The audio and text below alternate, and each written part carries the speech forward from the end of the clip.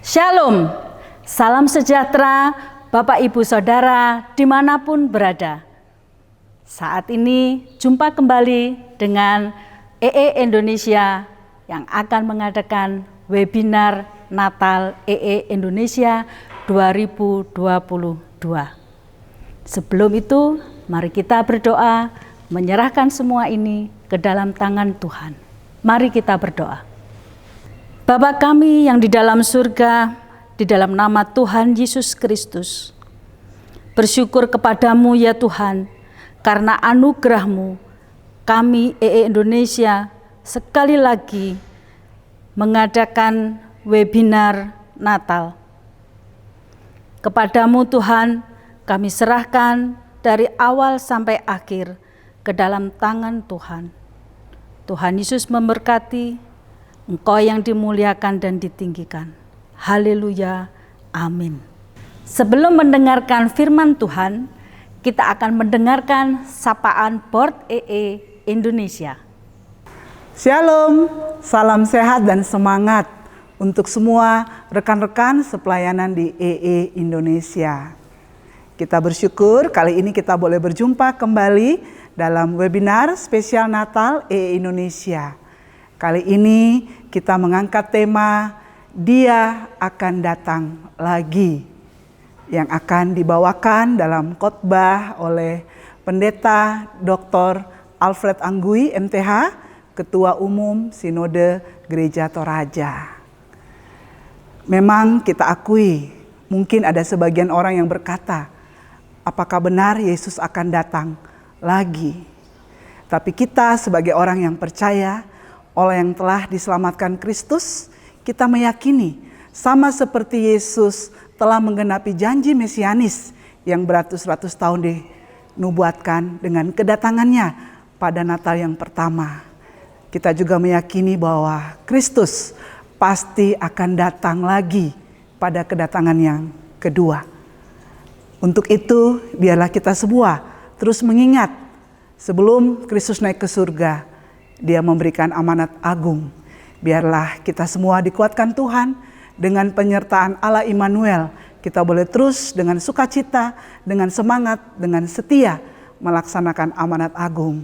Terus memberitakan Injil sampai setiap telinga mendengar dan terus bermultiplikasi demi tuaian yang begitu banyak.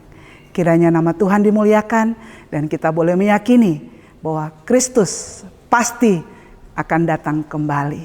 Dia pasti datang lagi. Selamat mengikuti webinar Natal kali ini. Tuhan memberkati kita untuk lebih memaknai makna Natal yang sesungguhnya. Dan atas nama Board Indonesia, kami mengucapkan selamat Natal 2022 dan selamat menyambut tahun baru 2023 untuk semua rekan-rekan sepelayanan di EE Indonesia dan juga relasi EE, baik pimpinan, sinode, STT, dan semua lembaga. Tuhan Yesus memberkati kita semua. Salam kasih dalam Tuhan, saudara-saudara yang kekasih dalam Tuhan, kita bersyukur boleh berjumpa kembali dalam perayaan Natal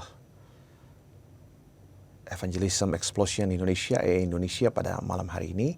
Dan kita akan bersama-sama merenungkan firman Tuhan yang boleh menjadi pesan Natal bersama pada malam hari ini. Dan sebelumnya, mari kita tunduk kepala, kita berdoa untuk pemberitaan firman. Mari kita berdoa saudara-saudara. Kami bersyukur ya Tuhan atas segala penyertaan pimpinan-Mu dalam kehidupan kami. Kami boleh melihat dengan baik jejak penyertaan pemeliharaan-Mu yang begitu nyata dalam rentang hidup kami. Dari waktu ke waktu, tahun ke tahun, pekerjaan pemberitaan Injil terus berjalan dengan sebaik-baiknya. Terima kasih untuk semua itu. Malam hari ini kami boleh berkumpul secara virtual. Terima kasih untuk kesempatan yang Kau karuniakan bagi kami sekalian. Kami mau mendengarkan isi hati Tuhan, mencoba mengerti secara lebih khusus tentang pengharapan kami, iman kami, tentang kedatangan Kristus kembali di tengah-tengah kehidupan kami. Tolong hamba untuk menyampaikan apa yang Tuhan mau Tuhan, agar kami sungguh boleh mengerti apa yang menjadi kehendak Tuhan bagi kami. Kami semakin mengenal, bertumbuh mengenal-Mu, mengerti-Mu lebih jauh lagi. Dan hal yang terutama, makin jauh kami mengenal karya penyelamatan Allah dalam Kristus bagi segenap ciptaan ini, kami juga semakin gigih semakin berkomitmen untuk terus bekerja mewartakan Injil Kristus bagi dunia ini. Tenangkan suara sekeliling kami dan biarkan Bapa malam hari ini sabda Tuhan boleh ambil tempat yang terbaik dalam kehidupan kami. Berbicaralah Tuhan di dalam nama anak Yesus Kristus. Kami berdoa, kami mengucap syukur. Terpuji nama Tuhan. Amin. Saudara-saudara yang kekasih di dalam Tuhan, terkait dengan tema Natal, malam hari ini dia akan datang kembali, dia akan datang lagi. Kristus, ya, Mesias itu akan datang kembali. Saya ingin bacakan satu bagian dari firman Tuhan, saudara-saudara, dari surat 2 Timotius pasal 5 ayat 6 sampai ayatnya yang ke-8. 2 Timotius pasal 4 ayat 6 sampai ayatnya yang ke-8. Saya bacakan saudara-saudara, kita ikuti, kita dengarkan di dalam hati firman Tuhan demikian. 2 Timotius 4, 6 sampai 8. Ini surat Paulus kepada Timotius, firman Tuhan demikian. Mengenai diriku, darahku sudah mulai dicurahkan sebagai persembahan dan saat kematianku sudah dekat. Aku telah mengakhiri pertandingan yang baik. Aku telah mencapai garis akhir dan aku telah memelihara iman. Sekarang telah tersedia bagiku mahkota kebenaran yang akan dikaruniakan kepadaku oleh Tuhan, Hakim yang adil pada harinya. Tapi bukan hanya kepadaku, melainkan juga kepada semua orang yang merindukan kedatangannya. Saudara-saudara yang kekasih dalam Tuhan, itu firman Tuhan yang boleh kita dengarkan bersama-sama pada malam hari ini. Darahku sudah mulai dicurahkan sebagai persembahan, kematianku sudah dekat. Tapi saya percaya sekarang sudah telah tersedia bagiku mahkota kebenaran yang akan dikaruniakan kepadaku oleh Tuhan, Hakim yang adil pada harinya. Bukan hanya kepadaku, kata Paulus, tapi juga untuk semua orang yang merindukan kedatangannya. Saudara yang kekasih dalam Tuhan, pertanyaan paling mendasar dari teks ini terkait dengan tema Natal bersama malam hari ini, pertanyaan paling mendasar terkait dengan tema Natal bersama malam hari ini adalah, apa yang ada dalam benak Paulus? Apa yang menjadi keyakinan Paulus tentang hari Tuhan? Tentang kedatangan Kristus kembali, tentang kedatangan Mesias kembali, sehingga dia begitu gigih memberitakan Injil meskipun kita tahu sejarah pewartaan Injil Rasul Paulus betul-betul dipenuhi dengan banyak sekali penderitaan. Itu pertanyaan paling mendasar terkait dengan bacaan dan juga tema Natal bersama pada malam hari ini. Apa yang dihayati oleh Paulus? Apa yang menjadi iman Paulus, keyakinan Paulus, penghayatan Paulus tentang kedatangan Kristus kembali, tentang hari Tuhan itu, ya. Tentang hari terakhir itu, apa yang Paulus yakini, apa yang Paulus pahami tentang hari Tuhan yang membuat dia begitu gigih dalam memberitakan Injil di tengah-tengah dunia ini. Padahal saudara-saudara tahu, kita tahu luar biasa, Alkitab memperlihatkan betapa luar biasa pengalaman penderitaan yang dialami Paulus ketika dia mewartakan Injil. Dia melayani tanpa diupah, itu mungkin gak seberapa gitu ya, melayani tanpa diupah. Berkali-kali dianiaya, didera, dipenjara, kelaparan, berkelahi dengan binatang buas. Tapi yang luar biasa adalah sampai pada batas akhir hidupnya, bahkan ketika darahnya mulai tercurah, saat kematiannya sudah dekat, dia masih begitu gigih untuk mewartakan Injil. Ya. Pertanyaannya saudara-saudara, seperti apa keyakinan Paulus terhadap kedatangan Kristus kembali yang membuat dia begitu gigih? Ya. Pertanyaan jadi penting saudara-saudara, pertanyaan ini jadi penting sebab saudara-saudara, satu hal yang luar biasa, bacaan hari ini memperlihatkan betapa kegigihan Paulus, ketekunan dirinya, ya sekali lagi, kegigihan Paulus, kesetiaan Paulus dalam memberitakan Injil sangat banyak terkait dengan pemahamannya, keyakinannya, imannya, pengharapannya tentang kedatangan Kristus kembali. Ya, hari terakhir, hari Tuhan seringkali disebutkan, ya, sesaat kedatangan Kristus kembali. Saya juga ingin punya keyakinan seperti itu, gitu loh. Saya juga ingin punya keyakinan seperti Paulus, paham benar, punya keyakinan yang pasti, yang benar tentang kedatangan Kristus kembali, supaya sama seperti Paulus, saya juga begitu gigih, sesulit apapun kehidupan, saya gigih tidak kenal lelah untuk terus mewartakan Injil. Saudara yang kekasih di dalam Tuhan, 2 Timotius 4 ayat 6 sampai 8. Coba kita baca firman Tuhan, saya bacakan sekali lagi saudara. Mengenai diriku, darahku sudah mulai dicurahkan sebagai persembahan, dan saat kematianku sudah dekat. Aku telah mengakhiri pertandingan yang baik, dan aku telah mencapai garis akhir, dan aku telah memelihara iman. Sekarang telah tersedia bagiku mahkota kebenaran yang akan dikaruniakan kepadaku oleh Tuhan, Hakim yang adil pada harinya. Tetapi bukan hanya kepadaku, melainkan juga kepada semua orang yang merindukan kedatangannya. Apa yang kelihatan saudara-saudara? Dia tahu saat kematiannya sudah sangat dekat. darahnya mulai tercurah.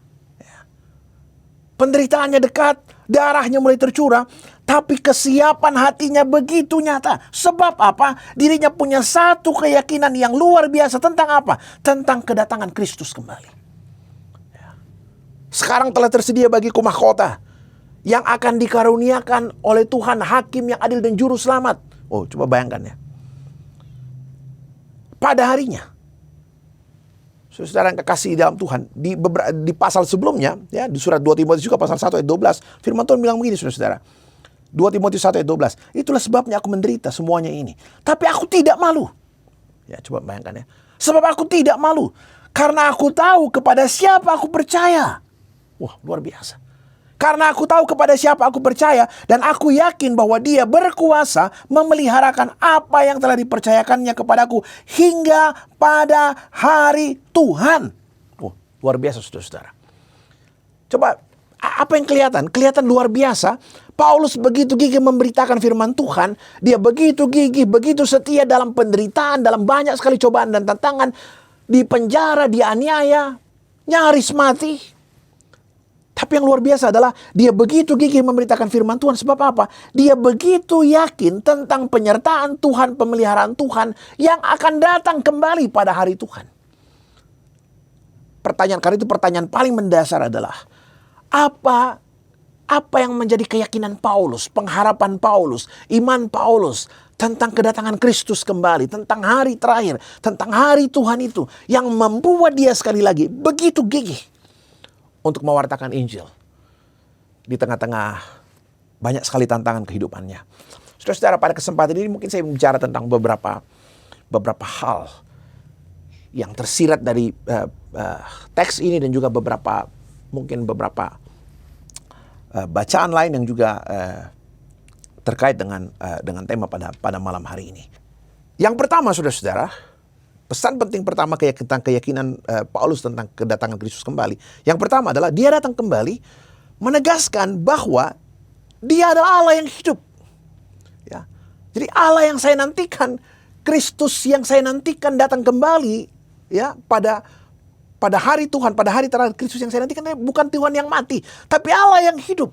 Nah, tapi kalau saya katakan hari ini, firman Tuhan katakan hari ini misalnya Dia adalah Allah yang hidup, saya perlu ingatkan bahwa Dia bukan sekedar hidup, saudara-saudara. Bukan sekedar Allah yang hidup, tapi Allah yang hidup setelah Dia melampaui peristiwa kematian. Ini penting, saudara-saudara. Jadi Dia bukan sekedar Allah yang hidup, tapi Allah yang hidup setelah Dia melampaui kematian. Persoalan paling pelik, paling besar yang tidak pernah bisa diselesaikan oleh umat manusia hari ini. Ini penting, saudara-saudara, sebab kalau saya hanya percaya bahwa Dia hidup, ya, tapi bukan Mesias yang melewati kematian, ya Kristus yang saya sebut Mesias itu tidak lebih dari Nabi Elia, sama aja tuh. Dia nggak mati kan, terang hidup di sorga. Ya, dia waktu Kristus dimuliakan dia ada di sana gitu loh. Itu nggak ada istimewanya gitu loh. Ya. Tapi Kristus yang saya yakini hari ini, kalau saya katakan Dia hidup, artinya apa? Dia bukan sekedar hidup, tapi Dia adalah Mesias yang hidup setelah Dia melampaui kematian, setelah Dia menaklukkan kematian. Nah, ini penting, saudara-saudara, untuk menjelaskan soal Allah yang hidup dalam hubungannya bahwa Dia sudah melampaui kematian. Sebab kalau kita ingat dalam masa-masa perayaan Advent, saudara-saudara, ada banyak simbol yang digunakan dalam perayaan-perayaan Advent. Biasanya ada lilin, misalnya 4 lilin ya, 3 ungu biasa, 1 merah muda. Merah muda itu sukacita di tengah-tengah pertobatan ya pada masa Advent itu. Tapi hal yang lain adalah ada cemara tuh, itu juga seringkali jadi simbol. Nah, tapi yang menarik, cemara itu, saudara-saudara, dalam penantian Advent, ya, dalam Advent, cemara hijau itu mau menekankan bahwa Yesus yang dinantikan ini adalah Yesus yang dulu mati, namun sekarang bangkit kembali. Jadi penantian Advent yang sesungguhnya, Advent yang sesungguhnya, menanti kedatangan Kristus kembali, itu seluruhnya selalu terkait dengan keseluruhan rencana karya penyelamatan Allah. Jadi penantian pada kedatangan Kristus kembali sama sekali tidak bisa kita lepaskan dari seluruh karya penyelamatan Allah. Kedatangan Kristus kembali itu adalah penyempurnaan karya penyelamatan Allah yang sudah dimulai sejak dari awal. Ya. Termasuk melalui 2 peristiwa yang sangat penting yaitu peristiwa kematian dan kebangkitan Kristus. Nah, saudara-saudara yang kekasih di dalam Tuhan. Jadi keyakinan tentang Tuhan yang hidup. Yang kita nantikan itu adalah Tuhan yang hidup, yang sudah melewati kematian. Artinya apa? Tuhan yang hidup, yang sudah mengalahkan kuasa maut yang luar biasa. Ya. Makanya kalau baca pasal lain dalam surat 2 Timotius, dia bilang gini kan, itu sebabnya aku menderita semuanya ini, tapi aku tidak malu, karena aku tahu kepada siapa aku percaya. Dan aku yakin bahwa dia berkuasa memelihara apa yang telah dipercayakannya kepadaku hingga pada hari Tuhan. Coba bayangkan tuh ya. Paulus begitu yakin meskipun dia menderita, dia bergumul. Sebab dia bilang, saya tahu kepada siapa saya percaya gitu loh. Dia berkuasa luar biasa memeliharakan. Kenapa dia percaya bahwa orang ini, Mesias ini berkuasa betul-betul luar biasa, punya kuasa. Sebab apa? Dia tahu Mesias yang dia tunggu ini adalah Mesias yang sudah mati dan bangkit. Sudah mengalahkan kematian, mengalahkan maut. Dan dia bisa hidup kembali. Jadi penting sekali saudara-saudara meyakini Kristus yang saya nantikan kembali ya, adalah Kristus yang hidup, yang sudah menaklukkan kematian, melampaui kematian. Ya. Menaklukkan kematian ini penting sekali, saudara-saudara.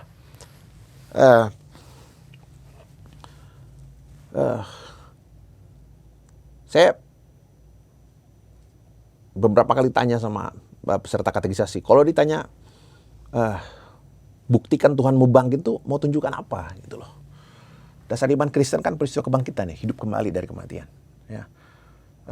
Apa buktinya Tuhanmu bangkit? Kebangkitan itu penting sekali saudara-saudara. Saya tanya ini sebab apa?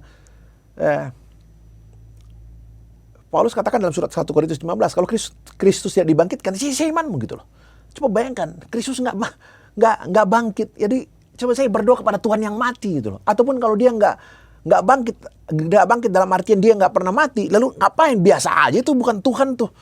Saya ngapain percaya dia tidak lebih dari Elia, tapi percaya pada Tuhan yang bangkit setelah sebelumnya dia mati. Pertanyaannya, buktikan bahwa Tuhanmu bangkit. Apa buktinya Tuhanmu bangkit? Mau tunjukkan apa? Apa saya harus pergi ke Yerusalem, masuk ke Garden Tomb, tunjukkan kubur yang kosong? Orang Yahudi bilang ya jenazahnya dicuri, makanya kuburnya kosong gitu loh. Lalu kalau gitu apa bukti bahwa Tuhan itu bangkit betul-betul? Saya bilang begini, bukti yang tidak bisa aku bantah dari peristiwa kebangkitan Kristus. Kristus yang sudah hidup mengalahkan maut. Bukti yang tidak bisa dibantah itu apa? Perubahan hidup murid-murid. Murid-murid yang sudah mengalami dan melihat betul bahwa Kristus itu mati dan bangkit. Perubahan hidup, keberanian muncul yang muncul dalam hidup mereka, kegigihan mereka. Saya ambil contoh ya. Rasul Petrus sebelum Yesus mati dan bangkit, di halamannya Imam Besar Kayafas. Di halaman Imam Besar Kayafas, perempuan tanya, kau teman Yesus? Nggak kenal katanya. Injil Matius mengatakan 3 kali dia ditanya, apakah kau kenal Yesus, temannya Yesus? Petrus dalam Injil Matius katakan, he swear and curse. Dia bersumpah dan mengutuk, aku nggak kenal orang itu. Itu sebelum peristiwa kematian kebangkitan Kristus. Seorang murid yang begitu dekat dengan Tuhan 3 kali menyangkali Kristus. Tapi saudara lihat, pasca kematian kebangkitan Kristus, pasca Petrus berjumpa dengan Kristus yang bangkit, dan juga dia tahu pada saat yang sama dia juga tahu Kristus ini sudah mati sebelumnya. Coba lihat setelah dia berjumpa dengan Kristus yang bangkit. Kisah Rasul pasal 3, 4, 5. Kalau kemarin dia menyangkal di halaman Imam Besar Kayafas, maka dalam kitab Kisah Para Rasul kelihatan di hadapannya Imam Besar Kayafas bersama dengan seluruh anggota Mahkamah Agama, dia bersaksi tentang Kristus yang bangkit. Nah, coba lihat saudara-saudara, coba lihat tuh ya, hebatnya kuasa Kristus yang betul-betul mengubah orang dari seorang yang sangat penakut menyangkal Kristus menjadi orang yang begitu gigih, begitu pemberani. Karena apa? Dia betul-betul tahu, dia menyembah, dia berdoa, dia bersandar kepada Tuhan yang hidup, dan bukan sekedar hidup, Tuhan yang sudah menaklukkan kematian. Itu intinya. Tuhan yang sudah mengalahkan kematian. Yang berkuasa menyelamatkan bukan hanya dia yang hidup, tapi menolong manusia menaklukkan kematian. Makanya saudara-saudara, saya pernah ditanya soal Pak Pendeta bagaimana soal Trinitas. itu membingungkan. Saya bilang, apanya yang membingungkan? Gak ada yang membingungkan. Yang membingungkan itu karena kau selalu mengukur Tuhan dari otakmu, dari pikiranmu. Gak ada yang membingungkan, biasa aja saya bilang. Asal kau paham cara Tuhan bekerja. Jadi gak ada, tapi saya gak akan jelaskan itu di sini, rumit. Cuma saya katakan gini, saya sangat bersyukur punya Allah Trinitas. Allah yang Esa, yang hakikat keberadaannya adalah Trinitas. Ya. Saya sangat bersyukur punya Allah yang Esa, yang hakikat keberadaannya adalah Trinitas. Allah yang berinkarnasi menjadi manusia, bahkan mati, saya bilang. Saya ingat ya, saya ingat saya pernah pimpin satu ibadah. Kalau dalam tradisi gereja Katolik, gereja Protestan, biasanya tahun-tahun gerejawi diperingati sedemikian rupa ya. Dan saya ingat saya pernah pimpin satu ibadah Jumat Agung, satu jemaat di Toraja. Jumat Agung itu hari kematiannya. Nah, dalam tradisi gereja kan habis Jumat Agung, besoknya itu Sabtu Sunyi, saat Kristus dikubur. Besoknya lagi apa? Paskah, kebangkitan, sukacita. Saya ingat satu kali habis pimpin ibadah Jumat Agung, seorang ibu nanya sama saya, Pak Alfred, besok ibadah Sabtu Sunyi. Nah, ini kan karena belum biasa ya, kalau Jumat Agung dengan Paskah, kebangkitan udah sering dirayakan. Sabtu Sunyi kan masih jarang-jarang gitu. Saya ingat seorang ibu pernah tanya, Pak Alfred, kalau ibadah Sabtu Sunyi besok mau pakai baju apa kita? Saya mau ngapain tanya pakai baju apa gitu? Pak Pendeta mau tanya, hari ini kan duka cita, lusa itu sukacita Paskah, kebangkitan, Minggu. Nah besok ini kan Sabtu antaranya. Jadi kira-kira mau pakai baju yang gelap-gelap apa yang cerah-cerah gitu loh. Saya bilang ya nggak usah pusing Bu, yang ada aja, yang penting pakai baju datang lah. Saya bilang benar Pak Pendeta, jangan guyon lah, jangan main-main Pak Pendeta, nanti kita salah kostum, datang pakai kostum yang salah, orang foto masuk ke medsos kan malu kita katanya. Saya bilang ya udah, kalau ada yang gelap-gelap pakai yang gelap-gelap gitu. Nah, terus Pak Pendeta besok kalau kita datang hari Sabtu Sunyi, kita sedih-sedih apa senyum-senyum tuh? Saya bilang jangan sedih banget karena toh Tuhan sudah bangkit gitu kan. Tapi yang saya mau pikirkan saudara-saudara, mereka lagi kesulitan lagi kesulitan mencari makna. Apa pesan yang saya bisa peroleh dari peringatan peristiwa Sabtu Sunyi saat Kristus ada dalam kubur? Dan saya katakan waktu itu, saya bilang, kubur itu apa saudara-saudara? Kubur itu tempat yang paling sepi. Kubur itu tempat yang paling senyap, paling menakutkan. Kubur itu tempat yang paling, di mana saya teriak dan tidak seorang pun dengar. Kubur itu adalah tempat yang tidak bisa dijangkau, bahkan oleh orang yang paling mencintai dirimu sekalipun. Sebaik secinta-cintanya seorang anak ke orang tua ke anak, istri ke suami, suami ke istri. Kalau yang dicintai duluan meninggal, gak mungkin dia temani dalam kubur. Saya bisa lakukan apapun untuk pemakaman orang tua saya, tapi setelah dia dimakamkan, saya nggak mungkin temani dalam kubur. Kubur itu apa? Tempat yang tidak bisa dijangkau oleh siapapun, termasuk kalau orang yang paling mencintai dirimu sekalipun. Tempat di mana kau teriak dan tidak seorang pun dengar. Kubur itu tempat yang paling menakutkan, paling gelap. Tempat di mana kau sendiri, tidak ada orang yang bisa menolong, tidak ada orang yang bisa mendengar, termasuk orang yang paling dekat, paling mencintai dirimu sekalipun. Karena itu saya bilang, ketika hari itu Kristus ada di dalam kubur, ketika hari itu Yesus ada dalam kubur, apa yang Tuhan mau bilang? Ketika hari itu Yesus ada dalam kubur, Tuhan mau bilang satu hal bahwa apa? Pendeta Alfred, kau harus tahu.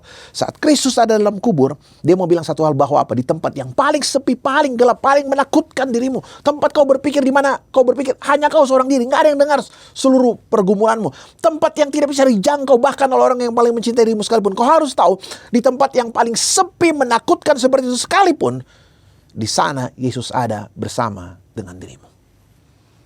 Saya bilang, Allah mana yang bisa begitu tuh? Tuhan yang mana yang bisa seperti itu? Tuhan yang mana yang bisa meyakinkan kepada saya bahwa dalam dunia orang mati pun dia ada? Tuhan yang mana? Nggak ada. Hanya Allah Trinitas. Allah yang berinkarnasi jadi manusia yang mati, yang bisa meyakinkan kepada saya bahwa apa? Dalam dunia orang mati pun dia ada. Dalam dunia orang mati pun dia hadir. Jadi bisa dibayangkan saudara-saudara, kalau Paulus katakan, saya tahu kepada siapa saya percaya. Dia adalah Kristus yang mati dan bangkit dan akan datang kembali. Saya tahu kepada siapa saya percaya. Dia punya kuasa yang luar biasa. Yang bahkan dalam dunia orang mati pun kuasa itu nyata. Jadi luar biasa saudara-saudara. Nah, jadi kedatangan Kristus kembali. Pertama-tama, saya punya keyakinan bahwa saya sedang menantikan Tuhan yang hidup. Tuhan yang sudah menang atas kematian. Tuhan yang sudah menaklukkan kematian. Dan itu merupakan bukti yang luar biasa tentang kuasa Allah yang luar biasa. Nah, saudara-saudara, Itu yang pertama. Tuhan yang hidup. Yang kedua, ya, yang kedua, firman Tuhan katakan, Dia akan datang, ya, Dia akan datang sebagai hakim yang adil untuk mengaruniakan mahkota kebenaran yang sudah tersedia. Ya. Sekarang telah tersedia bagiku mahkota kebenaran yang akan dikaruniakan kepadaku oleh Tuhan, hakim yang adil pada harinya. Tapi bukan hanya kepadaku, melainkan juga kepada semua orang yang merindukan kedatangannya. Saudara-saudara, luar biasa ini. Ya. Sekarang telah tersedia bagiku mahkota kebenaran. Sudah ada nih mahkota. Ya. Ini kata-kata ini diucapkan Paulus when he's still alive, ketika dia masih hidup nih. Ini diucapkan Paulus ketika dia masih hidup. Ya. Dia bilang, sekarang telah tersedia bagiku mahkota kebenaran yang akan dikaruniakan oleh Tuhan, hakim yang adil pada harinya. Tapi bukan hanya kepadaku, melainkan juga kepada semua orang yang merindukan kedatangannya. Mahkota sudah ada ya. Mahkota sudah ada. Akan dikaruniakan Tuhan, hakim yang adil pada harinya. Jadi saya bisa bayangkan saudara. Dua hal.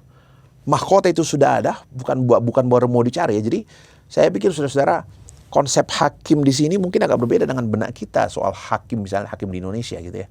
Sistem peradilan Indonesia. Kalau sistem peradilan Indonesia itu kan hakim itu nanti menentukan gitu loh, dia benar apa salah. Ternyata beda nih konsep ini. Saya nyinggung dikit ya. Makanya kalau di dalam pengakuan gereja Toraja, saya singgung saja sedikit supaya kita bisa lihat kata itu. Dalam pengakuan gereja Toraja disebutkan dia akan datang sebagai hakim dan juru selamat untuk pelaksanaan keputusan, bukan pengambilan keputusan, pelaksanaan keputusan. Mahkota itu sudah ada. Mahkota itu sudah ada. Yang akan dikaruniakan Tuhan oleh hakim yang adil pada harinya. Sudah ada nih buat pendeta Alfred. Tinggal dikasih Tuhan nanti. Tapi nggak hilang tuh. Tadi luar biasa tuh. Keyakinan Paulus tuh ya. Yang di dalam surat pasal 2 tadi. Dia bilang begini saudara. Karena aku tahu kepada siapa aku percaya dan aku yakin bahwa dia berkuasa memelihara apa yang telah dipercayakannya kepadaku. Dia yang memelihara apa yang telah dipercayainya kepadaku sampai pada hari Tuhan. Jadi coba bayangkan ya. Apa hal yang kedua saudara-saudara? Kenapa Paulus begitu gigih memberitakan Injil dalam jatuh bangun hidupnya? Sebab dia punya keyakinan satu hal tentang kedatangan Kristus kembali. Kedatangan Kristus kembali adalah saat mahkota kebenaran itu diberikan. Mahkota kebenaran itu diberikan. Sudah tersedia hari ini, akan dikaruniakan nanti pada hari kedatangan Kristus kembali. Dan saya harus percaya bahwa meskipun mungkin masih panjang perjalanannya, jatuh bangun hidup saya dalam setia kepada Tuhan, jatuh bangun hidup saya dalam memberitakan Injil, jatuh bangun hidup kita. Keyakinan Paulus, saya tahu kepada siapa saya percaya, bahwa dia itu berkuasa memelihara apa yang telah dipercayakannya kepadaku sampai pada hari Tuhan. Coba bayangkan tuh, saudara-saudara, keyakinan yang luar biasa. Ya. Jadi, kenapa dia begitu gigih? Dia punya keyakinan luar biasa. Hari kedatangan Kristus kembali, itu adalah saat mahkota dikaruniakan. Mahkota yang sudah disediakan, mahkota yang sudah dipersiapkan, akan dikaruniakan pada saat Kristus datang kembali. Yakin dapat mahkota itu pasal 2 tadi. Dia bilang, saya percaya, saya tahu kepada siapa saya percaya. Dia berkuasa memelihara apa yang telah dipercayakannya kepadaku. Tuhan yang memelihara apa yang sudah dipercayakan, keselamatan yang sudah diberikan kepadamu. Tuhan yang memelihara sampai pada hari Tuhan. Wah, luar biasa saudara. Jadi, yang kedua, keyakinan Paulus, pemahaman Paulus tentang kedatangan Kristus kembali, itu adalah saat mahkota dikaruniakan. Ya. Saat mahkota kebenaran itu dikaruniakan oleh Tuhan, hakim yang adil. Bukan hanya untuk Paulus, tapi firman Tuhan katakan juga untuk semua orang yang merindukan kedatangannya, termasuk saudara dan saya sekalian. Saudara-saudara yang kekasih dalam Tuhan. Jadi,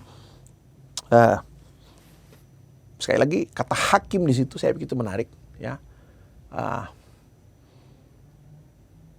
Saya jujur kadang sering terpengaruh dalam konsep peradilan Indonesia. Hakim nanti gitu loh, tentukan benar apa salah, dapat mahkota apa enggak. Tapi kalau baca firman Tuhan hari ini kan mahkota itu sudah tersedia. Akan dikaruniakan Tuhan hakim yang adil pada harinya. Tapi bukan hanya kepada aku, tapi juga untuk semua orang yang merindukan kedatangannya.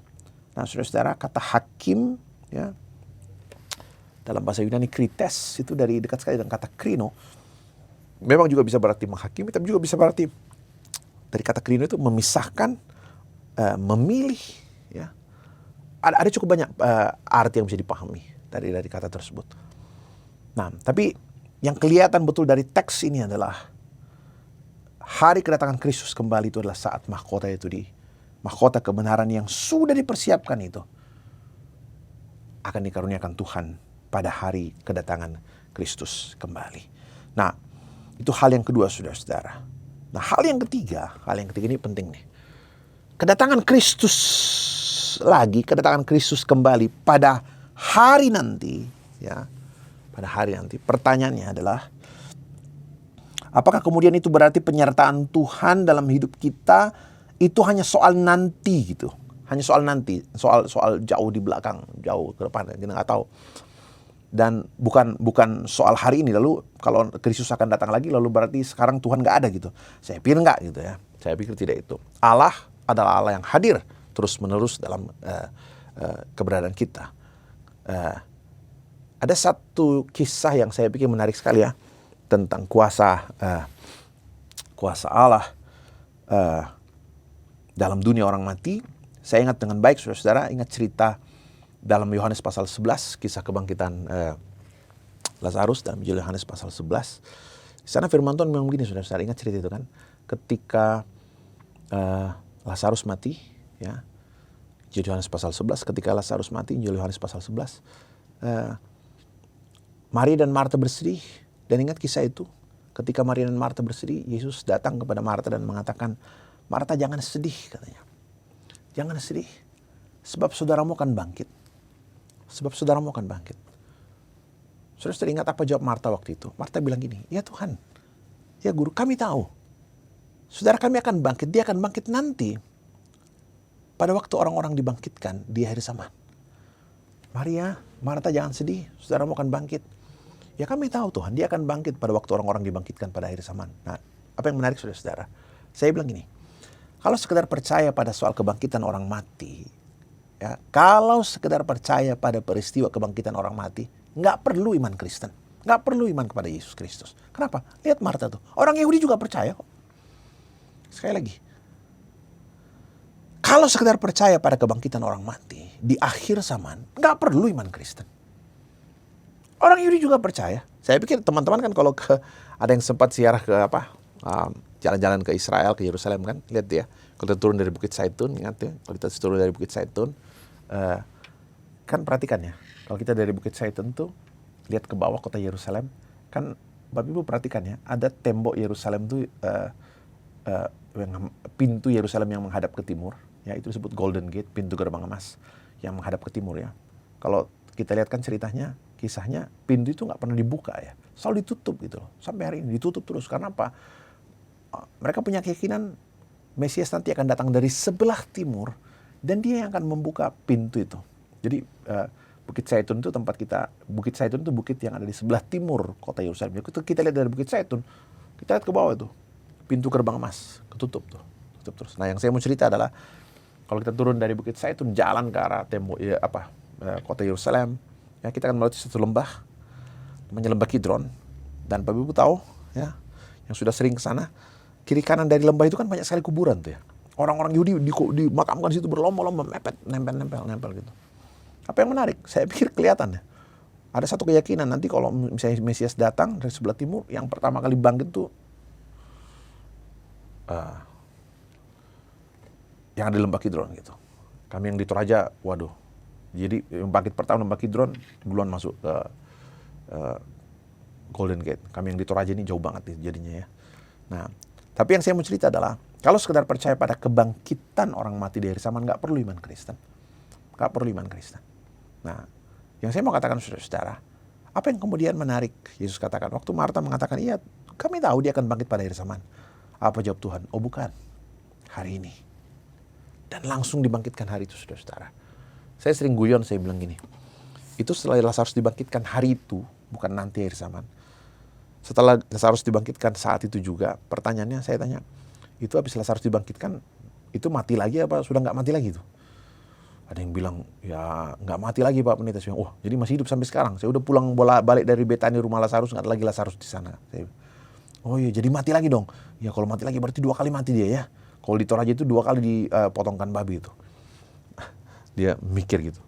Tapi saya bilang beda. Secara tradisi dia meninggal ya. Kan dia menjadi pelayan kemudian meninggal ya. Tapi yang saya mau katakan adalah kalau memang Lazarus harus mati lagi ini ya. Kalau memang Lazarus harus mati lagi, lalu ngapain harus dibangkitkan hari ini? Gitu. Kan Lazarus kaget-kaget dong waktu dibangkitkan kembali. Waduh, 2 kali dia mati nih. Dan saudara, pertanyaan itu pertanyaan menarik. Kalau memang Lazarus harus mati lagi, lalu ngapain harus dibangkitkan saat itu, sekarang itu? Saya bilang sederhana, Lazarus harus dibangkitkan hari ini untuk menjelaskan, memperlihatkan kepada kita bahwa apa? Penyertaan Tuhan dalam dunia orang mati, kedaulatan Tuhan atas dunia orang mati, itu bukan soal nanti. Bukan soal nanti di akhir zaman, tapi soal hari ini. Kedaulatan Tuhan, kemenangan Kristus atas dunia orang mati, penyertaan Tuhan dalam dunia orang mati itu bukan soal nanti, tapi soal hari ini. Soal sekarang ini. Makanya, mohon maaf saudara-saudara, saya singgung sedikit rumusan yang kami gunakan di gereja Toraja. Kami di sana dikatakan dengan tegas, setiap orang yang percaya yang meninggal dalam Kristus, dia ada bersama Kristus dan di dalam Kristus, bersama dengan Kristus. Ya, tegas banget tuh. Setiap orang yang meninggal di dalam Kristus, dia ada bersama Kristus dan di dalam Kristus. Ada yang tanya, oh bagaimana dengan kata-kata dalam surat 1 Tesalonika bahwa nanti baru berkumpul bersama-sama. Saya bilang, kalau baca 1 Tesalonika pasal 4 ayat 14, itu kan bicara soal kebangkitan kembali ya. Soal kedatangan Kristus kembali dan kebangkitan tubuh seutuhnya. Itu hal yang lain. Itu terjadi nanti. Tapi soal bersama-sama dengan Kristus, itu adalah soal hari ini. Ya. Kebersama-samaan dengan Kristus. Ingat kan penjahat yang di kayu salib? Waktu dia katakan sama Tuhan, bertobat di kayu salib, dia sekarat mau meninggal. Ya Tuhan, kalau Engkau datang sebagai Raja, ingat akan aku. Apa jawab Tuhan Yesus? Hari ini juga Engkau bersama aku. Ya. Jadi soal bersama, itu tidak ada yang bisa pisahkan. Dalam surat Roma juga dikatakan ya, sebab aku yakin, Roma 8 ayat 38-39, sebab aku yakin bahwa baik maut maupun hidup, baik malaikat atau apapun saudara, baik maut maupun hidup, tidak akan dapat memisahkan kita dari kasih Allah yang ada dalam Kristus Yesus, Tuhan kita. Jadi, jelas betul. Tuhan berdaulat, kuasa Allah, penyertaan Allah dalam dunia orang mati, di tengah-tengah maut sekalipun, itu terjadi bukan hanya soal nanti, tapi soal hari ini. Ya, soal hari ini. Makanya Mazmur 139 bilang apa? Ya Tuhan, kemana ada aku dapat pergi menjauhi roh-Mu? Saya ke ujung langit Kau ada, saya ke ujung laut Kau ada.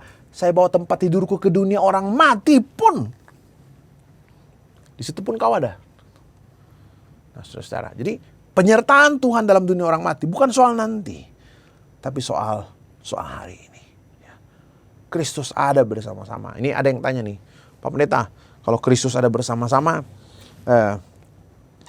itu oke, Pak Pendeta, bersama dengan Kristus, tapi di mana gitu loh? Wah itu, di mana? Saya bilang gini, kalau kau sudah yakin, saya bilang hati-hati dengan pertanyaan itu kan.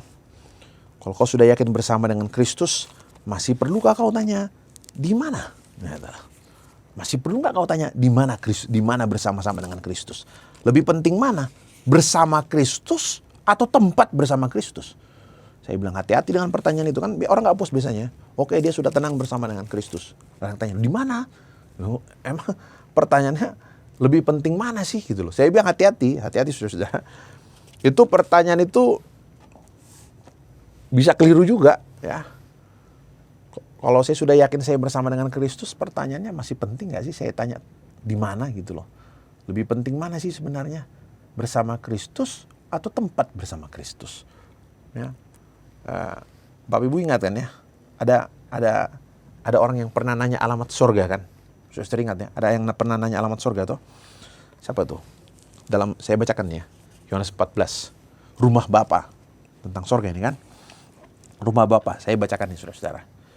Jangan gelisah hatimu, percayalah kepadaku, percayalah kepada Allah dan juga percayalah juga kepadaku. Di rumah Bapakku banyak tempat tinggal. Jika tidak demikian, tentu aku mengatakannya kepadamu. Sebab aku pergi ke situ untuk menyediakan tempat bagimu. Dan apabila aku telah pergi ke situ dan telah menyediakan tempat bagimu, aku akan datang kembali dan membawa kamu ke tempatku, supaya di tempat di mana aku berada, kamu pun berada. Dan kemana aku pergi, kamu tahu jalan ke situ. Kata Thomas kepadanya, Tuhan, kami tidak tahu kemana engkau pergi. Jadi bagaimana kami tahu jalan ke situ? Ya. Kira-kira dia bilang, tunjukkan jalannya gitu loh. Nah, menarik sekali saudara-saudara. Coba lihat ya. Kata Thomas kepadanya, Tuhan, kami tidak tahu kemana engkau pergi. Jadi bagaimana kami tahu jalan ke situ? Kira-kira Thomas nanya, Tuhan, di mana alamat sorga gitu loh. Menarik sekali. Apa jawab Tuhan? Apa jawab Tuhan? Apa jawab Tuhan Yesus? Waktu Thomas nanya alamat sorga, ya menarik banget nih ya. Waktu Thomas nanya alamat sorga, Tuhan di mana sorga? Tuhan gak jawab, oke, kamu terus ke pasar Senen ya, nanti di sana dapat ini, belok kiri, gang kedua belok kanan. Menarik sekali. Ketika Thomas nanya alamat sorga, Tuhan gak jawab. Saya bilang untung juga nih Tuhan gak jawab ya, kasih tahu alamat sorga. Kalau kita dikasih tahu alamat sorga, kayaknya banyak orang mau duluan ke sana gitu, nggak peduli ada Tuhan apa enggak di sana gitu. Ya. Menarik sekali. Ketika Thomas nanya, di mana sorga? Apa jawab Tuhan? Tuhan bilang begini, kata Yesus kepadanya, akulah jalan dan kebenaran dan hidup. Luar biasa. Coba bayangkan ya, di mana sorga? Ketika dia tanya alamat sorga, apa jawab Tuhan? Tuhan gak jawab alamatnya. Tuhan Yesus gak kasih tahu alamatnya. Yang Tuhan jawab adalah apa? Ketika di mana sorga? Tuhan bilang apa? Akulah jalan. Apa artinya? Gak usah kau pikirkan di mana alamatnya. Ikut saja jalannya, aman tempat itu. Gitu loh. Akulah jalan. Dan yang kedua, akulah jalan dan kebenaran. Coba bayangkan, kalau saya berpikir mau masuk surga dengan segala kemampuan saya, salah, keliru saya bilang. Keliru. Ya. Kebenaran yang sejati hanya ada dalam Kristus. Akulah jalan. Harusnya kan kalau ditanya alamat, harusnya Tuhan hanya bilang, akulah jalan gitu ya. Tapi ternyata Tuhan gak bilang akulah jalan. Tuhan jawab dengan akulah jalan, dan bukan hanya akulah jalan. Akulah kebenaran. Artinya apa? Kalau saya berpikir saya masuk surga karena saya benar, keliru. Keliru saudara-saudara. Kebenaran yang sejati hanya mungkin saya peroleh di dalam Kristus. Dan bukan hanya aku jalan kebenaran. Tuhan juga bilang akulah hidup. Coba bayangkan. Kalau saya berpikir di sorga sumber kehidupan, keliru. Kristuslah sumber kehidupan. Jadi kalau saya sudah bersama dengan Kristus, masih perlu nggak tanya di mana? Bukankah Yesuslah kebenaran? Yesuslah hidup? Yesuslah jalannya. Nah, saudara-saudara yang kekasih di dalam Tuhan, jadi luar biasa. Ya. Kedatangan Kristus kembali, ya. Kedatangan Kristus kembali menegaskan kepada kita bahwa Dia yang akan datang kembali adalah Tuhan yang hidup, Tuhan yang berkuasa luar biasa, kuasanya melampaui kematian, menaklukkan kematian. Dia yang berkuasa itu akan datang mengaruniakan mahkota kehidupan yang sudah disiapkannya. Dia akan memelihara hidup kita sampai pada garis terakhir. Dan meskipun dia datang kembali nanti, tapi kuasa kehadiran penyertaan Tuhan itu sudah saya alami sejak hari ini, sekarang ini, di sini. Dan itu yang menjadi kekuatan kita untuk terus menjalani kehidupan ke depan dengan penuh pengharapan. Nah, mungkin yang terakhir, kapan dia datang? Saya pikir pesan firman Tuhan jelas sekali. Dalam banyak sekali bagian dalam kitab suci dikatakan, tidak seorang pun tahu. Makanya firman Tuhan katakan berjaga-jagalah. Kita nggak pernah tahu. Tapi yang pasti Tuhan katakan berjaga-jagalah. Kristus akan datang kembali. Kristus pasti datang kembali. Nah, kita bersyukur kita semua masih diberikan kekuatan, kesehatan. Saya ketika baca bagian teks ini betul-betul berpikir luar biasa ya.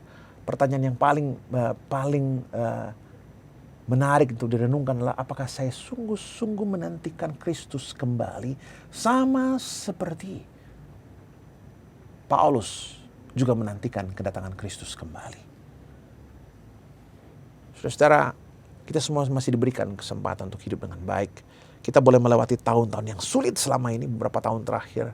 di tengah-tengah pandemi COVID, juga kesulitan-kesulitan ekonomi yang mungkin saudara-saudara dimanapun kita boleh alami itu, kita rasakan itu. Tapi hari ini kita boleh mendengarkan kebenaran firman Tuhan tentang kepastian karya penyelamatan Allah dalam Kristus Yesus yang akan datang kembali untuk menggenapi, menyempurnakan seluruh karya yang sudah dimulai sekian ribu tahun yang lalu di muka bumi ini. Dia yang pernah hadir di bumi ini, dia yang pernah hadir dalam rupa manusia, dia yang mati dan bangkit naik ke sorga, adalah Tuhan yang sama yang juga akan terus memelihara saudara dan akan datang kembali untuk menggenapi, menyempurnakan seluruh karya penyelamatan yang telah dinyatakannya dalam kehidupan kita sekalian. Saudara-saudara, mari melanjutkan kehidupan ke depan dengan penuh pengharapan, terus gigih memberitakan Injil, terus giat mewartakan Injil Yesus Kristus, dan biarkan saudara-saudara, kita semua menjadi hamba-hamba yang setia, yang dipelihara Tuhan, sampai pada akhirnya untuk juga menerima mahkota kebenaran yang sudah Allah persiapkan bagi kita, bagi saudara-saudara sekalian. Selamat Hari Natal, Tuhan beserta dengan saudara-saudara sekalian. Tuhan memberkati. Terima kasih sudah mengikuti webinar spesial Natal kali ini. Sampai jumpa di webinar selanjutnya. Kami ucapkan selamat Natal dan menyongsong tahun baru. Tuhan Yesus memberkati.